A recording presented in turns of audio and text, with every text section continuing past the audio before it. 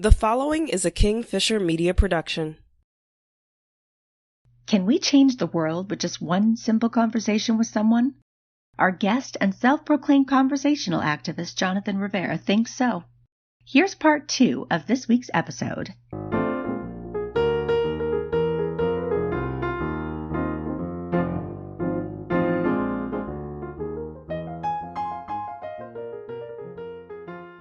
If we can have a conversation with somebody who is different from us, somebody that disagrees with us, or vice versa, for the purpose of learning and for the purpose of just trying to understand them, we actually change the world when we do that. And we can change the world every day, every single day when we do that. I use the term, conversational activist for the reason that, I think that, just like any other activist, they protest, they maybe hold signs, they're fighting an injustice. Usually it's an injustice. They're for a cause. There's a wrong in the world that they want to fix. And I consider myself a conversational activist, and I don't go to rallies. I don't hold signs. I don't do that kind of activism, but I seek out to talk to people that may even dislike me for how I look or who I am, just so that at that very moment, that conversation, I can create a friend. I call it the leaving the room effect is what I call it. And I call it that because, when I have a conversation with someone, when I leave the room, meaning when we're done talking, I want to be able to leave as a friend. And I want them to be able to, if anybody asks them, oh, how was your conversation with Jonathan? How did that go? I want them to say, oh, well, he may be different. He may be this, he may be that, but he's a good guy. He listened. I can talk to him. I can sit down and have a drink with him. And I think that's what's missing these days. It's, we live in such a divided world.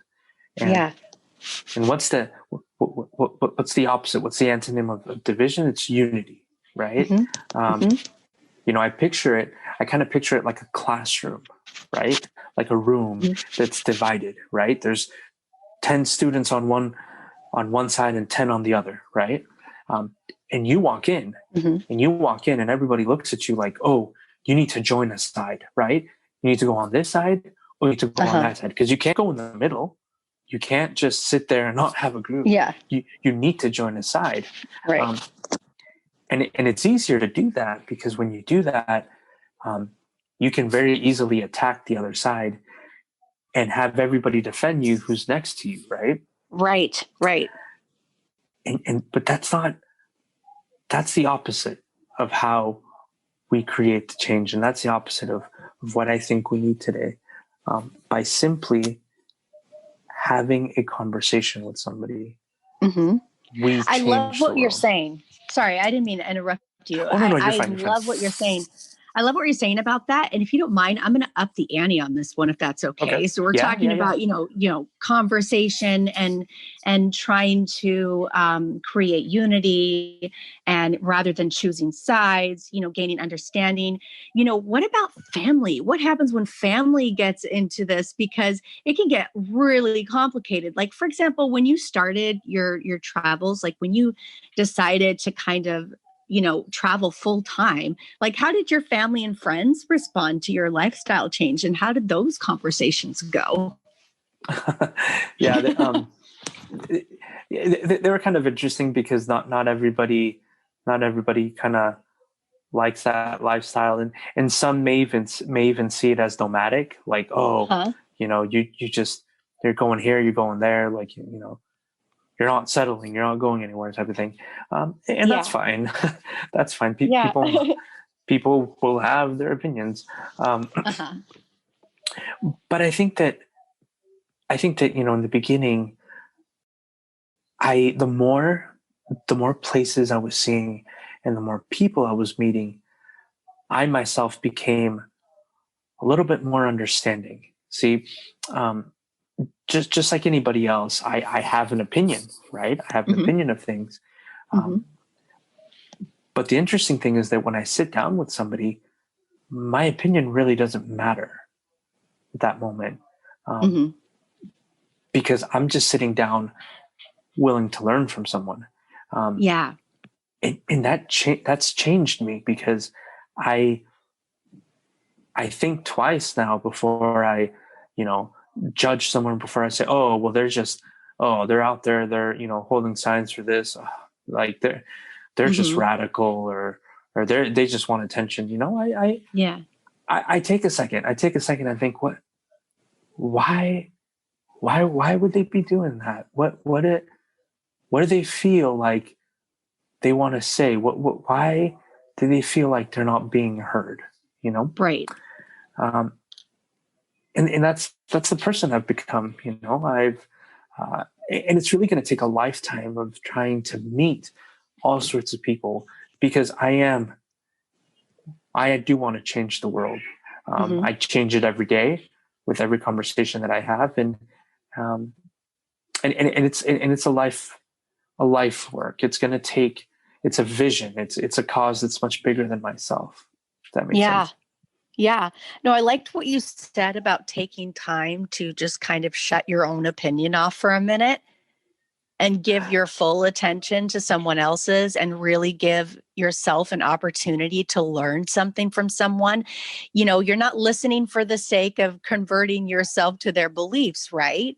You're just listening for the sake of understanding and connection. And I really like what you said, just really being mindful of that when you talk to people. It's like, am I talking to this person in a way that looks like I'm holding up my pitchforks, my signs? Is that the kind of vibe that I'm giving someone? Or can I just, set down my own opinions, my own beliefs down, and just really hear this person? I really like that. Yeah, thank you. Thank you. Yeah. I had another question about that. We've been talking about, your relationships that you've made, the new relationships you've made during your travels. When you were traveling, how did that affect your existing relationships? Like, when you started traveling the world, did certain people back home just kind of be like, oh, he's off in his own little world, I don't really need to keep tabs on him anymore, and you stop chatting? Did you ever lose contact with any of your friends when you started traveling? That's that's a really good observation, because in the beginning it felt that way. In the beginning, I felt like I was maybe a lot of people didn't understand what I was doing. They didn't really understand my job. My job was maybe a little confusing to people. They're like, wait, what? And I understand that. I mean, I don't blame them. I think that traveling as much as I have has made me really appreciate not just where I've been, but where I'm at. I've really learned to appreciate my home, and I mean, when I say the word home, I mean it in a very kind of objective way, meaning my, the park where I go and I walk my dog, my, the restaurants around my house that I love, my family, really, I just learned to appreciate a lot more. And interestingly enough, in 2020, when traveling, I was really not doing it at all. After March, like in the beginning of 2020, I did, but one of the things I noticed was that, I, for example, would go to, with my wife, would go to some of the national parks here within driving distance. And I was just as mesmerized as I was when I was, in Australia or somewhere in Southeast Asia. Like, I was seeing places and I was learning to appreciate them for what they are and what they offer. And I think that's something that that traveling teaches you. Because if you travel to, let's just say, if you go to like, Japan, and you go to Japan and you just stay in your hotel and you just eat McDonald's and Starbucks. Well, okay, sure. I mean, you could do that, but you just kind of moved your experiences from one country to the next. You're not really experiencing anything new. Exactly. Yeah. That curiosity, that adventurous, spirit that you have when you're in a new place and you just want to, kind of go and see things, and for yourself. You don't want to, do the things that you know of. And I know people that do, and that's fine. I'm not trying to talk bad on them. I'm just saying that I choose to do it differently, and I'm taking that with me, and I've applied that in, some of the places that I've been able to drive and some of the places I've been able to see, because, like I mentioned before, within a driving distance of my home, I was meeting some of the most polarizing people I had ever met, even abroad. Thank you for listening to What I Like About You. Please remember to like, follow, and share. So, Jonathan, you've talked a lot about like all the different places you've been and the people you brushed up against, and it sounds like you've really developed I don't want to say a unique, but certainly like an unusual thirst to savor all of these different kinds of experiences. And I love the way that you've looked for ways to break down barriers and identify common ground with people. And you've spoken a lot about the misconceptions we can have about each other as far as, what makes somebody a bad person. Is there anything that you would identify as specifically good about certain people that maybe doesn't exist in other people? I think when people feel misunderstood, or they feel that they aren't welcomed or aren't liked, I think they tend to either shut down, or they tend to kind of, without really knowing it, they kind of fall into that stereotype that people have created for them. But the more that I talk to somebody, especially somebody that's been kind of closed themselves, I'm more surprised by those people, because what tends to happen is I tend to find the kindest people, like we mentioned before, and I tend to find even some of the people, some of the nicest people that don't look the nicest, like, and vice versa. Some of the most normal people can come off as just a jerk, right? Mm-hmm. Right. So I think that people just want to be heard, and I think especially with with social media, if I put a post and I just and I have all these people look at it and like it, that doesn't mean that I was heard necessarily, because no one was there. I was just doing it on my phone. But I think when people are heard, when people are actually, you sit down and you make that eye contact with them and acknowledge that you're listening and learning from them, I think that's when I think the most magic happens, because that's when I've been the most surprised of how good people are. So I guess that hopefully I kind of answered the question, but it's just, the people that surprise me the most are the people that I tend to have the best reactions with and the best conversations with.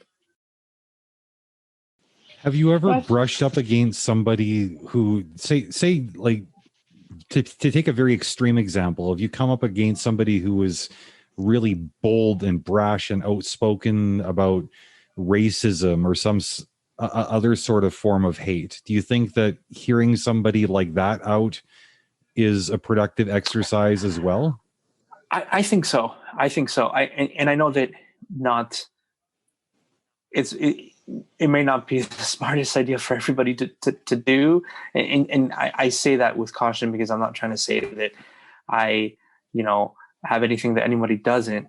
What I mean by that is that I'm just taking it upon myself to kind of throw myself into those uncomfortable situations. But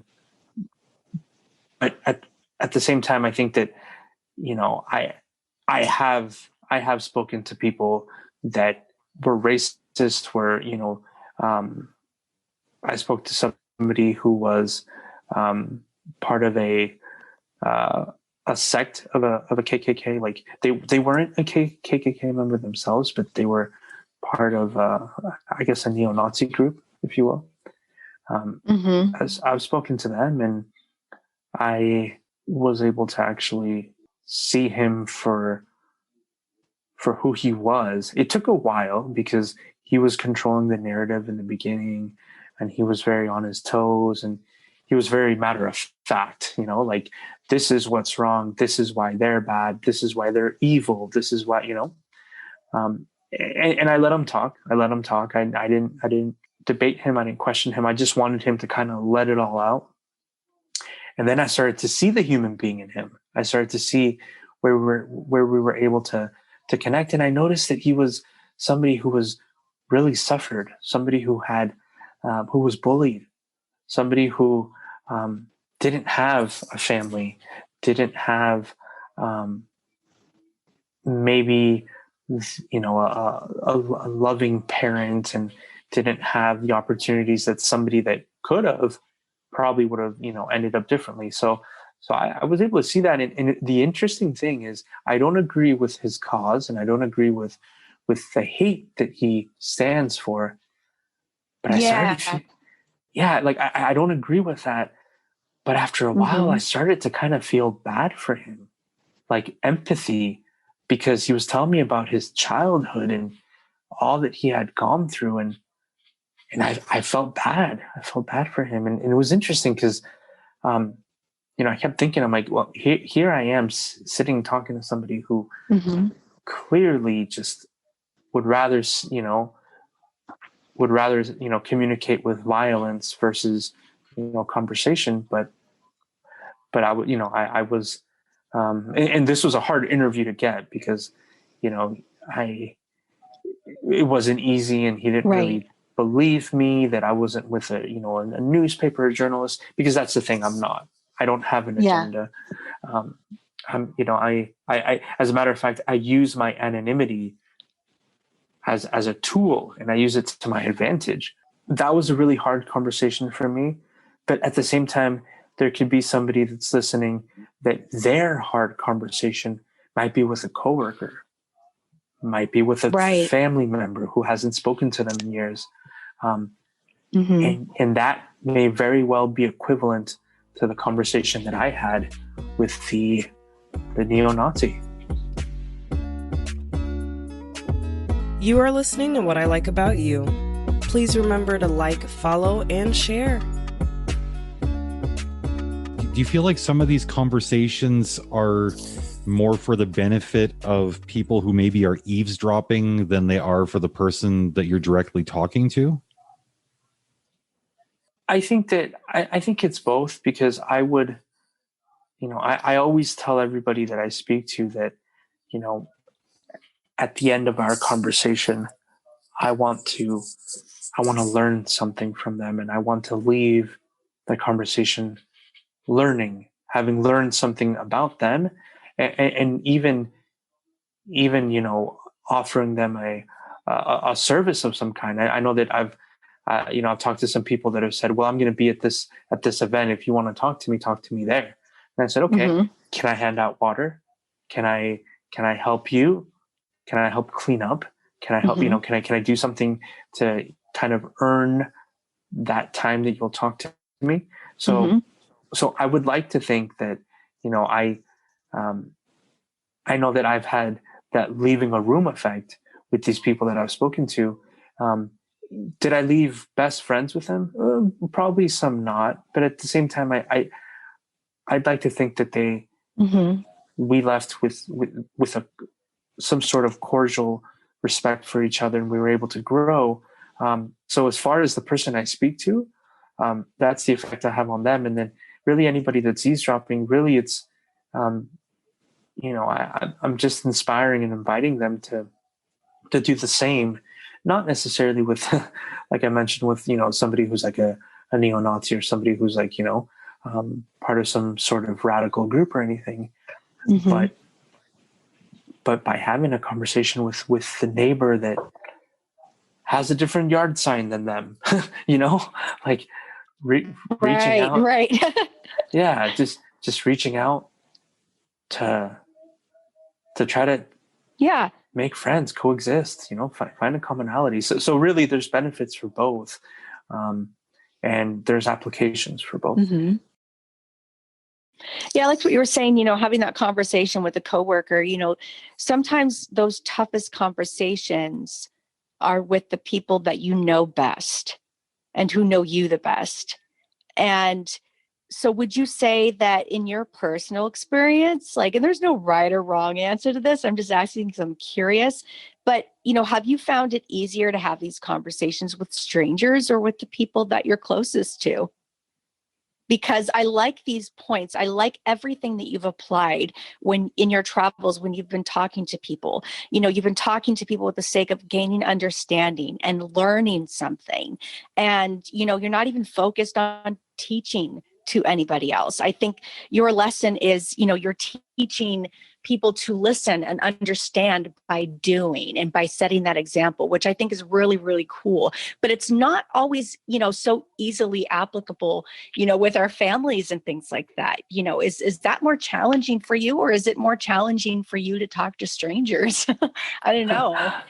I'm a bit shy on both ends. So if I was to answer the question, I would say that by talking to strangers who don't know me, but maybe are completely different than me, the more I've spoken to strangers, the more it's been easier to talk to the family member. If that makes sense. No, that does make sense. I love that.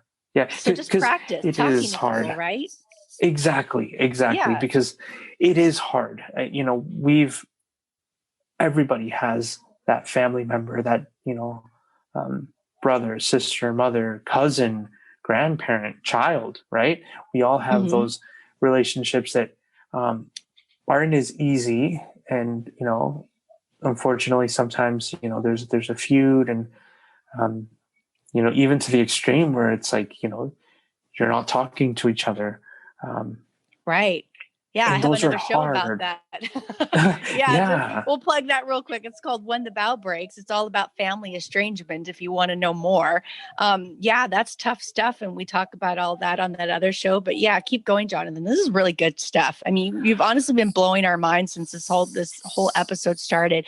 We're really, really grateful to have you on the show. And, you can continue with what you're saying. We're going to wrap this up in a couple minutes, but I really, really like everything that you've brought here. I mean, you've inspired me. You really have. AC, do you have anything to add to this? I don't really know what I have to add that's not going to make me sound like a Jonathan fanboy. I've been literally sitting here through this whole conversation with goosebumps and honestly on the verge of tears just from feeling so overwhelmingly inspired. Well, I think he answered so many questions for us that I think I've been asking, all of my life. How do I have these tough conversations, with my family? But, it makes perfect sense, in talking to strangers because I am very shy and I have a very difficult time walking up to strangers. I mean, I really have to be in the mood, but I think maybe that's just been my problem. I just haven't been talking to enough strangers. I mean, I know that with podcasting, that's definitely, added to, my conversation toolbox for sure. And it makes perfect sense, but you've laid it out there, all easy for us. And this has been really great, Jonathan. I really appreciate this. Well, thank you. That's very kind of both of you. It's really a cause. It's really something that I am fighting for, because I mean, if 2020 proved anything, is that that human interaction is not just vital, but it's the most vital, even in an era of social media, because a lot of the things that happened in 2020, besides the actual pandemic, were because of human interactions. Mm-hmm. So, and misconceptions, misunderstandings, maybe biases, maybe stereotypes, and how many situations could have been diffused by just talking it out, you know? So again, it's a cause, it's a wrong that I'm fighting for. And, you know, again, anybody that's listening, you know, you think that change, you hear often that, oh, well, change happens from the top, right? It's the leaders, right? Once, you know, if they need to set the change, and then it kind of trickles down. They need to be the examples. And I disagree. Because change starts at the bottom. That's a fundamental. You know, you can create that every day. And as a matter of fact, you know, your anonymity, the less people you know, the less popular, the less famous you are, the less influencer you are, can be used to your advantage. Yeah. Because you can disrupt what's been done before, and you have more freedom. You have that freedom to kind of create your own path, and you can change the world every single day by simply talking to someone new, whether it be a neighbor, whether it be a cult leader, or that family member. You change the world with every single one of those. Well, this is really great. I guess if we were going to make like a call to action to our listeners, take advantage of it. You know, take the next opportunity to say hello to someone and find out, you know, what they're all about. Jonathan, this has been really great. Thank you again for coming on the show. We're going to wrap this up. But anyway, thanks for listening. We'll catch you guys in the next episode.